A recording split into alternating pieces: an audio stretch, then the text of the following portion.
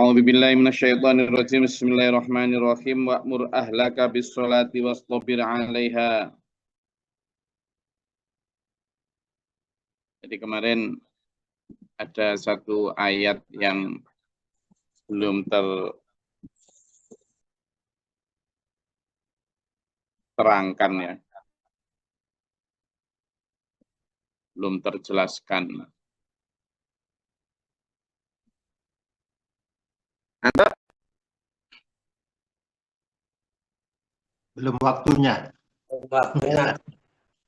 Belum waktunya. Udah ngantuk belum? Belum waktunya. Nanti saya terangkan ngotot-ngotot sampai tinggal tidur. Lah yo aku kegeeran ini. Ngotot kayak bener-bener ternyata yang saya ajak bicara itu. Siap nyimak, Gus. Gimana Mas Ayu?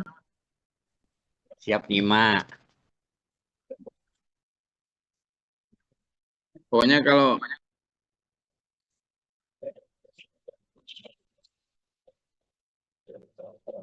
habis subuh sudah ambil jatah 20 menit menurut saya ya harusnya sudah padang lah sekarang. Enggak gitu Mas Ayu? Iya, Gus. Apalagi didampingi cucu itu, main baby walker. Iya, sudah didampingi cucu, didampingi kopi.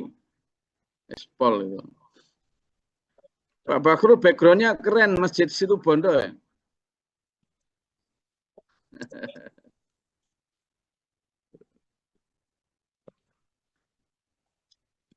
Alhamdulillah. Kenan, ikut ngaji kamu? Allah. Ayat yang kemarin dulu, ya. Nah, saya khusnudzan semuanya melek ya. Karena saya juga sambil menahan grip. Wala tamuddanna, itu gini loh. Jadi tamuddanna itu melirik itu loh. Jadi jangan kau arahkan, di sini kesebutan ainaika, kedua matamu. Ngelirik kiri, ngelirik kanan, jangan. Kalau asumsinya begini. La tamuddanna ainaika ila ma matta'na bih. Janganlah engkau lirikkan kedua matamu kepada kenikmatan yang kami berikan kepada mereka. Beberapa pekan yang lalu saya sudah tunjukkan ayatnya bahwa Allah itu memberikan kepada orang-orang itu kenikmatan segera di dunia. Itu bukan karena Allah ridho sama mereka, bukan karena Allah memberikan karunia kebenaran yang hak pada mereka, tapi kenikmatan dunia disegerakan sesuai permintaan mereka di dunia, itu justru karena Allah ingin mempunyai lebih banyak alasan untuk menyiksa mereka nanti di akhirat. Lu gitu loh, Dulur. Jadi namanya zinatun atau mata'un, kenikmatan maupun perhiasan, itu tidak serta-merta bermakna ridhonya Allah kepada orang yang memperolehnya. Nah ini yang sering disalahartikan dan disalahpahami oleh manusia.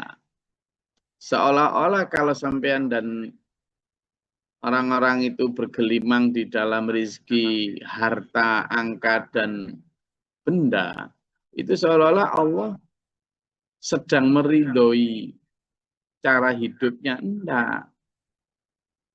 Bukan selalu begitu gitu maksudnya.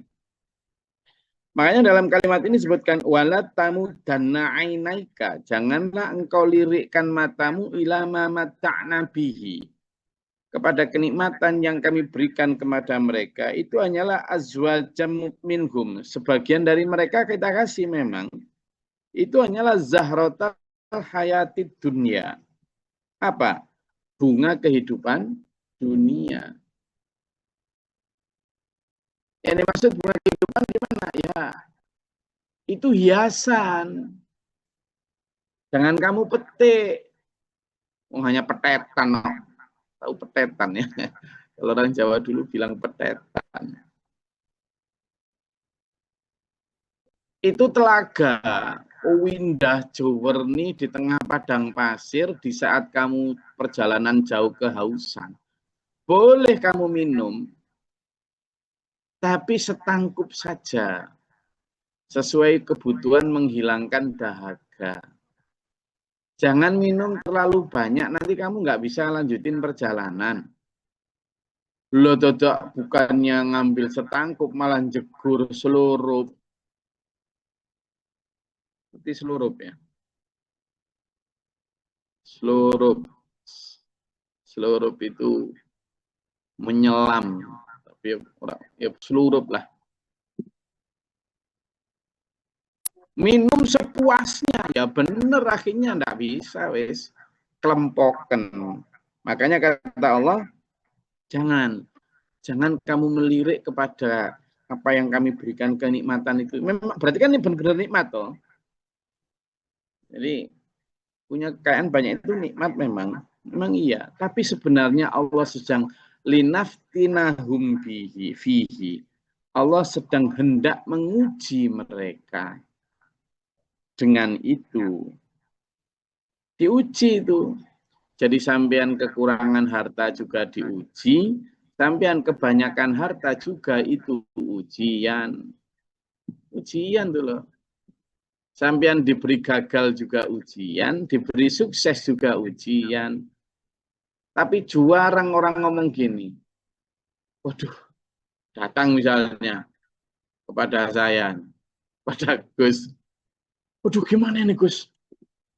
Kali saya kok menanjak sekali. Gaji saya banyak, ini gimana ini ujian? Saya nggak mampu menahan ujian ini. Doakan saya, Gus. Gak ada yang bilang gitu. Jadi tokonya laba banyak, panennya berlimpah, terus datang. Ini gimana Gus? Tolong arahkan saya gimana caranya menghadapi ujian ini. Tidak ada yang bilang gitu. Tapi kalau pas waktu duit entek, mau dipecat atasan, ya kan? Nah itu baru bilang ujian. Gus, saya tahun-tahun ini diuji betul. Kayak yang enak tadi itu bukan ujian. Yang enggak enak tok yang ujian, keliru. Ini loh, lihat. Jadi ternyata mamata'na bihi, kata Allah, apa yang kami berikan kenikmatan kepada mereka itu linaftinahum, untuk menguji. Bentuk ujiannya gimana? Pertanyaannya gini. Pertanyaan hidupnya itu.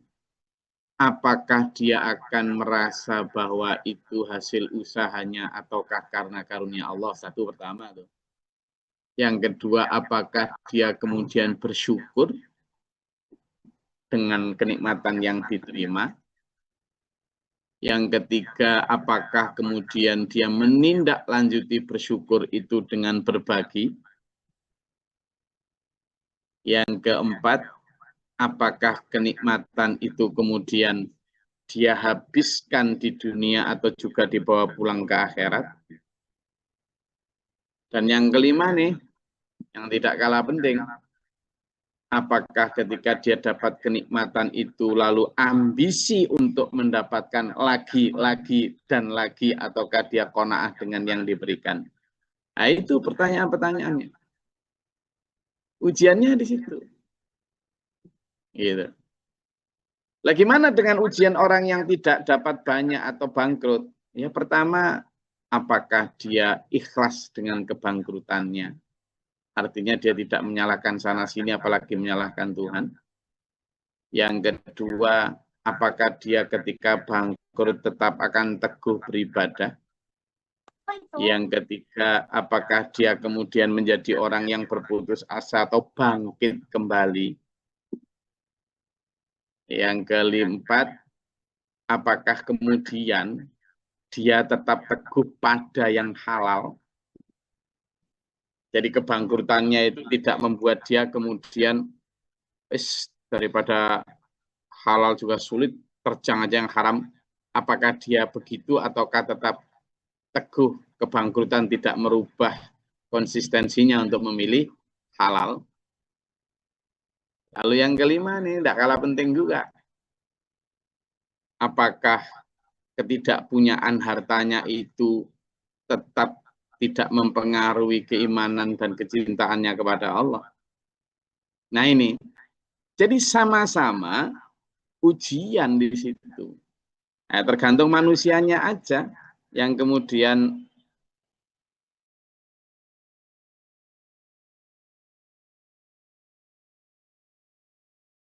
mampu tidak untuk menghadapi semua itu dengan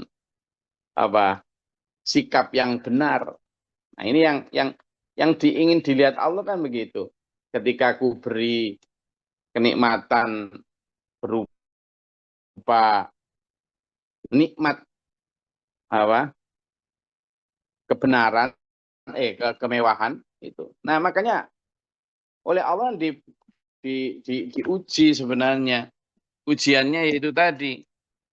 Maka ketika Allah berfirman, la tamudanna, jangan kau mengelengkan, biar kamu tuh nggak ambisi terus menerus yang tanpa akhir itu. Karena kalau itu yang kamu lain, nanti kamu kufur jadinya. Yang itu loh alhaakumut takatsur yang kemarin kita pelajari. Dan rezeki Allah kepadamu dari Allah itu lebih baik dan kata Allah nih. Wa rizqu rabbika khairu wa Kalau kita tengok di surat Ali Imran 15 sampai 16 itu kan perbandingan juga. Ketika diterangkan di situ a'udzubillahi minasyaitonirrajim innalinnasi hubbu syahwa minan nisa wal banin wal qanatiril muqantarati minadz-dzahabi wal fiddati wal khail musawwamati wal an'am wal harth, bahwa zayin dihiasi. Nah, ini yang hiasi kan bunga tadi ya. Coba kita buka ya. Kita buka nanti biar nyambung. Surat Ali Imran ayat 15.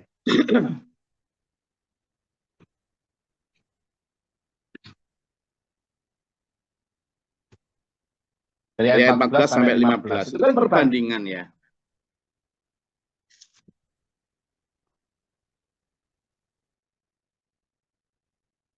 Jadi di situ coba dibaca semua ya. Nanti saya bacakan aja biar nggak lama. Di situ sambil dilihatnya. Di sini disebutkan bahwa dijadikan terasa indah dalam pandangan manusia cinta terhadap apa dengan berupa perempuan, anak-anak, harta benda bertumpuk, emas, perak, kuda pilihan, kendaraan mewah maksudnya, hewan ternak, sawah ladang, itu kehidupan dunia ada. Nah ini sama nih. Kalimatnya sama dengan ayat yang kita pelajari. Di situ kan disebut wa rizquka rabbika khairu wa abqa. Di sini disebut wallahu indahu husnul ma'ab. Di sisi Allah ada yang lebih baik. Di sisi Allah ada yang lebih baik. Apa yang lebih baik? Ayat yang ke-15. Katakanlah Muhammad, maukah aku kamu kabarkan ada yang lebih baik dari yang tadi di atas itu? Yakni bagi orang yang bertakwa ada surga-surga yang mengalir kekal di dalamnya, pasangan yang suci serta ridho Allah. Nah itu. Sama di sini. Wa'mur ahlaka bis-sholati wastabir 'alaiha. Nah ini betul. Perintahkan keluargamu untuk tetap menegakkan sholat. Lalu sabar di dalam melaksanakannya. Kenapa Allah perintah sabar? Karena sholat itu menjemukan. Karena sholat tidak dapat apa-apa. Ya kan? Makanya dulu Nabi Muhammad SAW dalam surat Al-Jumu'ah itu, dalam surat Al-Jumu'ah, kita buka di surat Al-Jumu'ah. Nanti biar tahu kenapa Allah memerintahkan kita sabar, lalu kaitannya dengan rezeki ya. Jadi kenapa Allah memerintahkan sabar dan kenapa ada kaitannya dengan rezeki. Karena sholat itu kaitannya dengan rezeki itu bukan sholatlah biar dapat rezeki, enggak gitu. Sholat hubungannya enggak gitu. Hubungannya justru, coba ya, ayat surat Al-Jumu'ah, kan di sini ya, ayat yang ke-9. Di ayat yang ke-9, ya, itu kan jelas itu. Kalimatnya adalah, coba dibaca ya, karena ada yang nggak bawa Quran mungkin. Ayo dibaca, surat Al-Jumu'ah ayat 9. A'udzubillahi minasyaitonirrajim. Bismillahirrahmanirrahim. Wahai orang-orang yang beriman, apabila telah diseru untuk melaksanakan sholat pada hari Jumat, maka bersegeralah kamu mengingat Allah dan tinggalkan jual beli. Yang demikian itu lebih baik bagimu jika kamu mengetahui. Kalau kita kembali, nanti kita bolak-balik ke Jumat lalu ke sini lagi ya. Ketika di situ disebutkan, wahai orang beriman, kalau ada panggilan sholat, di sini disebut yaumul Jumat, saya sholat Jumat nih. Asbab nuzulnya sholat Jumat, tapi berlaku juga untuk sholat-sholat yang lain. Maka segeralah, Allahu Akbar, Allahu Akbar. Sudah, segera. Fas'au itu artinya segera. Ila dzikrillah, kepada mengingat Allah, artinya kepada panggilan sholat tadi. Lalu wadarul bay', tinggalkan jual beli. Nah, banyak di sini tidak hanya maknanya jual beli saja, tapi mewakili kesibukan kita.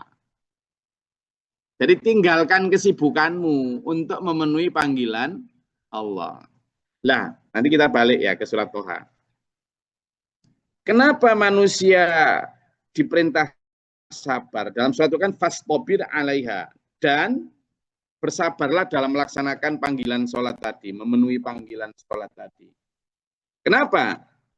Karena kalau harus memenuhi panggilan sholat sambil meninggalkan kerjaan, meninggalkan kesibukan, meninggalkan kenyamanan, itu sulit, ndak enak.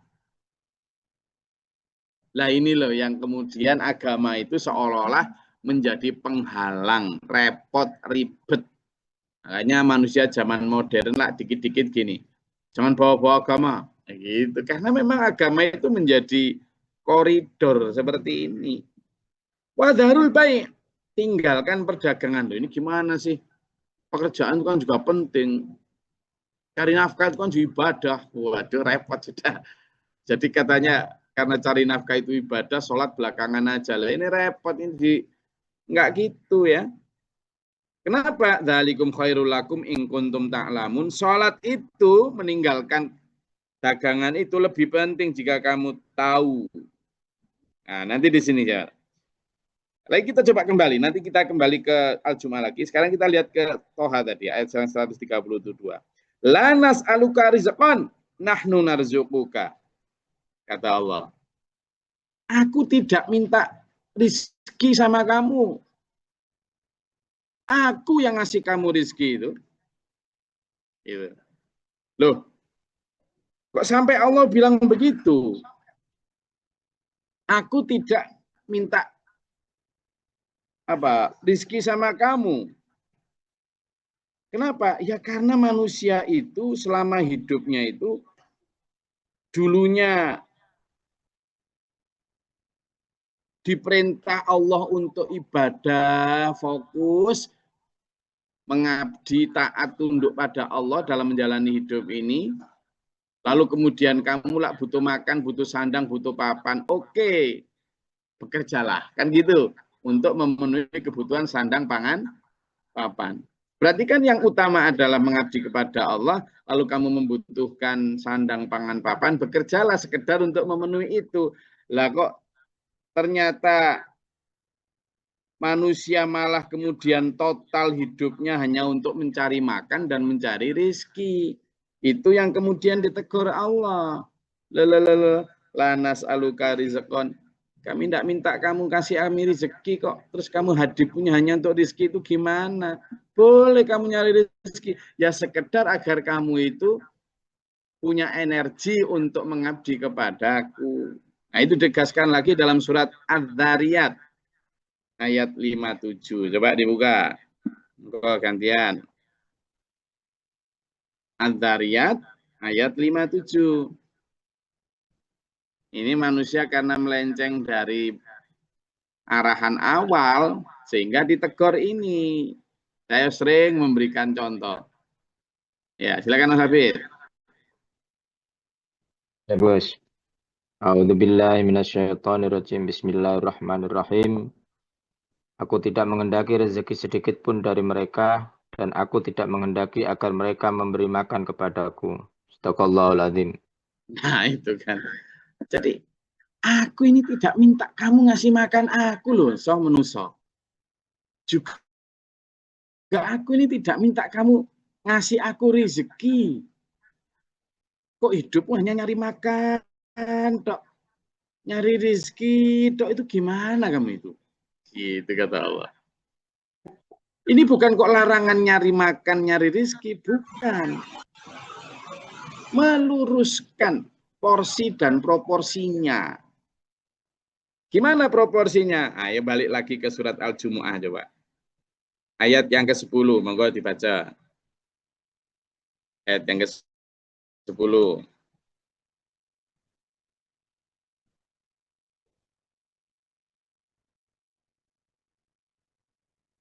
Monggo. Silakan. Al-Jumu'ah lagi, kita balik sana. Enak nanti biar tahu kenapa Allah begitu. Ayat yang ayat 10, yang tadi kan 9. Gantian. Bismillahirrahmanirrahim. Apabila sholat telah dilaksanakan, maka bertebarankanlah kamu di bumi, carilah karunia Allah, dan ingatlah Allah banyak-banyak agar kamu beruntung. Shadaqallahul adzim. Nah, ternyata Allah perintah. Silakan. Jadi nanti setelah sholat, kan tadi kerja, terus dipanggil Allah untuk sholat. Penuhi panggilannya, kan gitu. Ternyata Allah juga mengerti kondisi manusia. Nah, setelah sholat, maka kemudian bertebaran lagi, nyari rezeki lagi. Silakan. Kata Allah begitu. Wabtagu, jadi faidah qudiyatis sholat fangtasyiru fil ard. Silakan, maka setelah sholat kamu bertebaran lagi di muka bumi. Wabtagu min fadlillah, carilah karunia-Nya Allah. Cari rezeki, yang dagang kamu silakan dagang lagi, silakan ke sawah lagi, ke kantor lagi, ngajar lagi, silakan. Tetapi ingat, nah ini ada kalimatnya. Wadzukurullaha katsiran. Kamu dalam proses itu banyaklah ingat Allah supaya tetap halal thayyib, supaya tetap barokah itu. Nah, ini yang sering dilupakan manusia. Padahal di situ la'allakum tuflihun. Akhirnya apa dulur? Teguran itu karena coba ayat yang ke-11. Manusia kalau kebablasan itu akhirnya di ayat ke-11 itu surat Al-Jumu'ah. Coba ayat selanjutnya tadi. Monggo. Al-Jumu'ah. Yang tadi tetap setelah yang dibaca Pak Tris tadi, silakan Bu Dia, ayat ke-11. Izin Gus, dan apabila mereka melihat perdagangan atau permainan, mereka segera menuju kepadanya dan mereka tinggalkan engkau Muhammad sedang berdiri berkhutbah. Katakanlah apa yang ada di sisi Allah lebih baik daripada permainan dan perdagangan. Dan Allah pemberi rezeki yang terbaik. Shadaqallahul-adzim. Itu. Jadi di situ, dan ketika ternyata sholat belum selesai nih. Sholat belum selesai.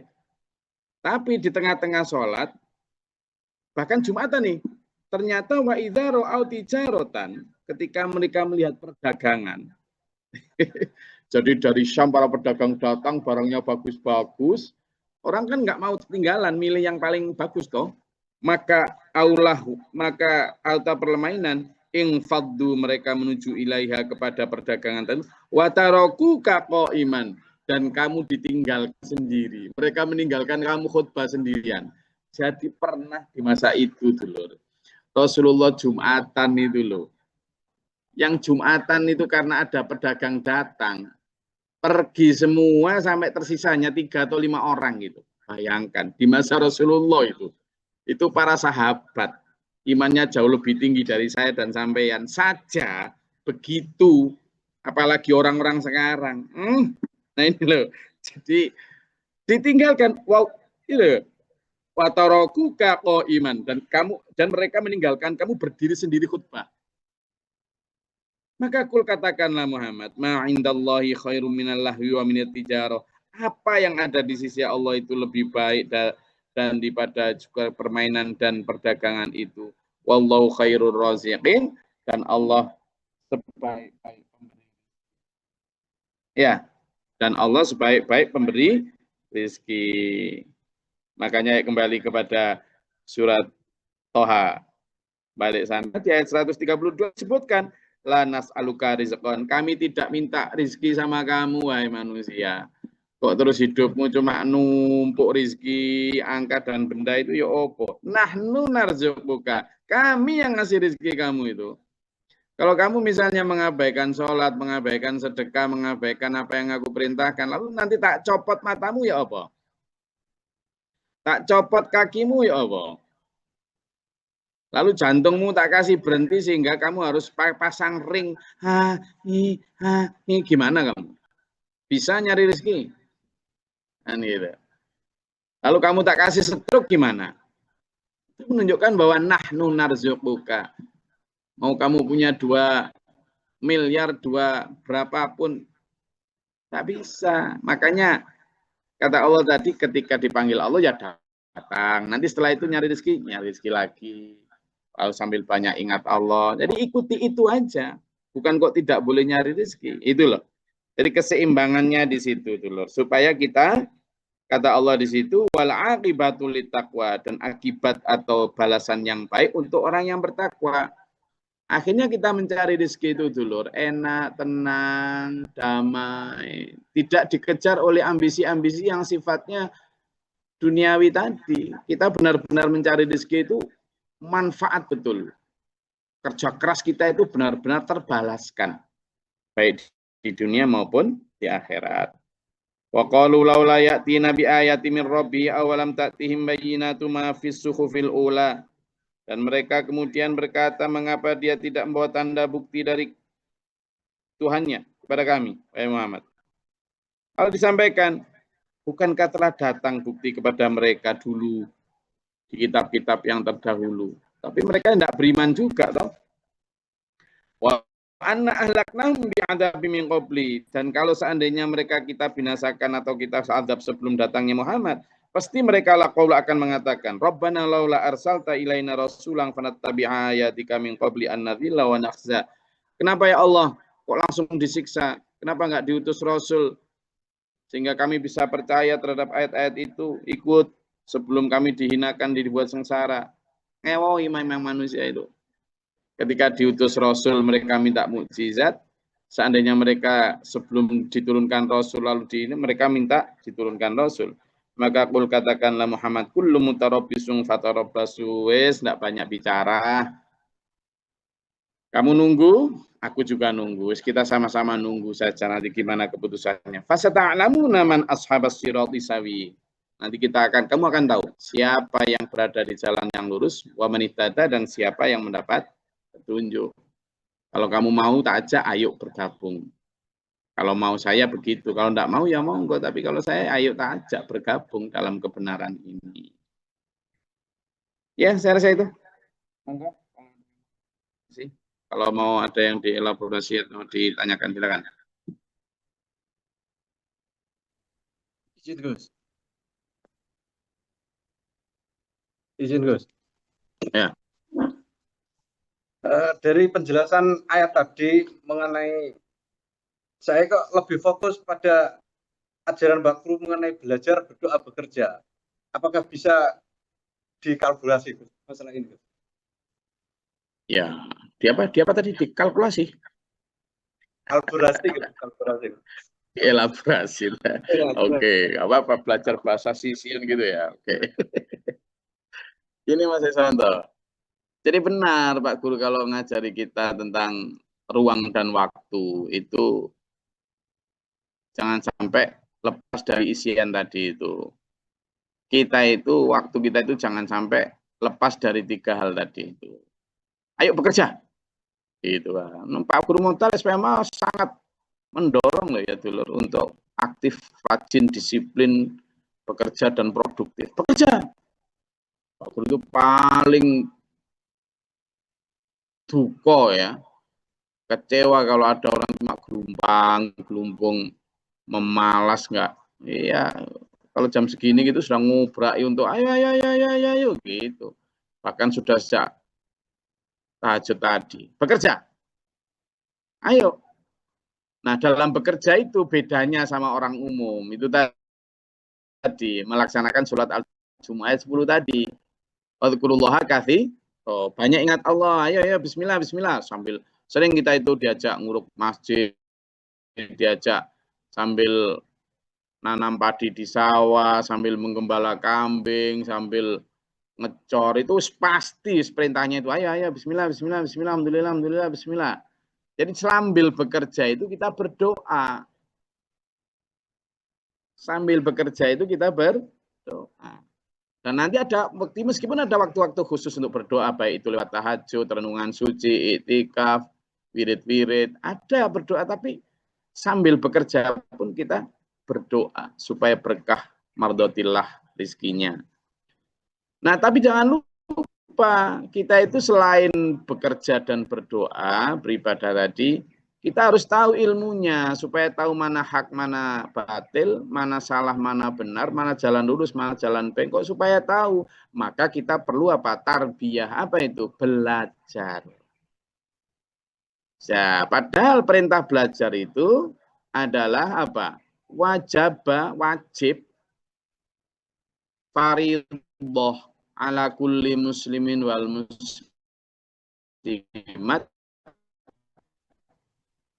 kewajiban atas muslim laki perempuan minal mahdi ilal lahdi, dari gendongan ibu sampai liang lahat. Jadi lifelong learning. Apa Mas Yaswanto? Lifelong learning. Pembelajaran seumur hidup. Makanya di sini mulai Datuk Burman sampai Kenan. Kenan yang baru bayi 1 tahun sampai Datuk Burman yang sudah 70 tahun ngaji semua. Hanya berhenti kalau dipanggil Allah. Nah, inilah konsep ini yang insya Allah nanti bagus. Jadi bekerja, belajar, berdoa. Ya ilmu, ya amal, ya iman. Itu. Oke. Ada lagi? Izin Gus. Silakan Hamid. Tadi Gus Lari kan menerangkan tentang bagaimana manusia diberikan kebahagiaan, ada 5 item, juga kekurangan dengan 5 item. Nah, apakah ini memang sudah menjadi nasnya manusia ketika Allah menyebutkan di surat Al-Ma'arij kan demikian Gus, yang isinya a'udzubillahi minasyaitonirrajim, innal insana khuliqa halu'an, bahwa memang sifatnya manusia itu ya selalu mengeluh seperti itu. Ketika dia mendapat kebahagiaan, dia gigir, tetapi ketika mendapatkan kesusahan ya cuma mengeluh tok gitu. Demikian Gus. Ya, tepat sekali. Jadi menurut saya memang justru itu kan kita perlu kendali itu ya, agar manusia itu tidak terjerumus kepada insting bahimahnya atau animal instingnya ya. Jadi dalam surat Al-Ma'arij yang dibaca Mas Abid tadi itu memang manusia itu diciptakan memang ngewowi, serba ambigu. Ketika diberi kenikmatan ya kayak gitu, tidak bersyukur. Ketika diberi ujian nggak enak, banyak mengeluh. Jadi wis begitu itu. Dikasih hujan kok hujan terus, dikasih panas kok nggak ada hujan. Manusia kayak gitu. Nah, lalu agama turun ini untuk mengendalikan manusia kayak gitu. Dikasih bangkrut, menyala-nyalai kanan kiri, katanya kok Tuhan tidak adil. Begitu dikasih banyak labanya, duitnya, ya enggak kok kemudian berbagi, malah kurang terus. Nah, hal kayak gini yang kita kemudian membutuhkan bimbingan, baik bimbingan berupa ayat-ayat Quran maupun bimbingan yang memang kita langsung kayak gini, supaya kita tidak terjebak pada nafsu tadi, supaya kita berada pada rel yang benar, yakni ketika kita gagal atau bangkrut, kita tidak berputus asa, tetap bangkit kembali. Ketika kita diberi sukses, kita tidak jumawa, tidak sombong, tetap membumi dan tetap sederhana. Lalu kemudian memanfaatkan hasil itu untuk kepentingan agama selain untuk pribadi. Jadi memang Di situ letak ujiannya dan di situ letak jawabannya. Kita itu sebenarnya beruntung Mas Habib dan dulu semua. Ada ujian tuh. Kita itu ada multiple choice kayak tadi misalnya. Ada 5 hal. Apakah manusia akan bersyukur atau kufur. Kita tuh sudah dikasih tahu. Memang kalimatnya ketika kamu gagal. Maka A. Menangis terseduh-seduh. B. Menyalahkan orang lain. C. Ngumpat-ngumpat Allah. D. Tetap tawakal dan bangkit kembali. Lah kita itu dikasih Allah. Ujian 5 itu jawaban, tapi dikasih Allah itu jawabannya dalam Al-Quran itu. Wala tai'asu fi rauhillah mir rauhillah. Ada ayatnya tuh. Janganlah engkau berputus asa pada rahmat Allah. Lah kan berarti kita milih mana yang jawabannya tadi? Kan D. Gitu loh. Jadi meskipun ada ujian hidup, Allah sudah berfirman, a'udzubillahi minasyaitonirrajim, wala nabluwannakum. Kami pasti akan menguji kamu bisyai'in dengan segala sesuatu itu. Dalam surat Al juga a'udzubillahi minasyaitonirrajim, alladzi khalaqal mauta wal hayata liyabluwakum. Allah sudah menciptakan hidup dan mati itu untuk menguji kamu. Tapi Allah juga memberikan kunci jawabannya. Gitu. Misalnya yang kemarin kita bahas tuh, latus ma'una adzan katsira. Kamu akan mendengar kata-kata yang menyakitkan hati dari banyak orang. Lalu apa tapi? A. Membalas kata yang tidak enak. B. Sabar. C. Ngeludahi. D. Ngantem batu. Lah kan kita sudah dibilang wal kadhiminal ghaidha wal afina. Itu kunci jawabannya. Atau wa'rid anhum. Berpalinglah dari mereka, maafkanlah, dan tahanlah amarah. Berarti itu jawabannya. Oh, berarti B. Jadi, dalam menghadapi ujian tadi, Mas Habib dan seluruh semua, kita sudah diberikan Allah kunci jawaban banyak. Nah, pentingnya ngaji itu, biar kita itu tahu kunci jawaban. Hanya kita ngaji terus ini. Enak kita ini. Jadi, ujian tapi sudah dikasih kunci jawaban.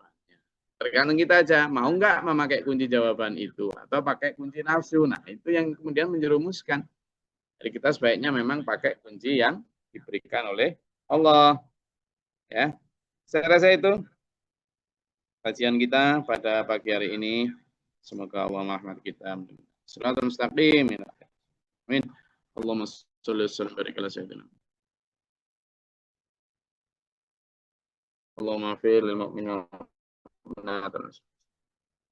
اللهم اهدنا فيمن هديت وعافنا فيمن عافيت وتولنا فيمن توليت عليك استغفرك واتوب اليك صلى الله عليه وسلم اللهم ادع عنا البلاء والوباء والحسن من الجنة ربنا نجنا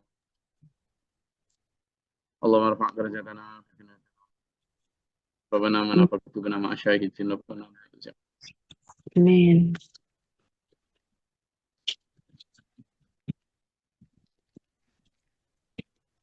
أنت من خلصنا كالمسلمين أنت من خلصنا كالمسلمين ربي أعوذ بك من همزات الشياطين اللهم تعالى باب رحمتك اللهم صل رحمة بيت القتل أنت رب بيت الرحمة اللهم اغفر لنا صبر وسبيل ونصر أعوذ بالله من جود البلاء والوباء درك الشقاء وسوء القضاء شماتة ربنا هب لنا من قرة أعين وقنا ربنا آتنا في الدنيا حسنة وفي الآخرة حسنة وقنا عذاب النار ونقبل دعاء إنك أنت السميع العليم ونظلم بالصدور وسلم بالبادن والله كل شيء قدير. الله رب العالمين. Assalamualaikum warahmatullahi wabarakatuh. Waalaikumsalam. Allahumma rahmna bil Qur'an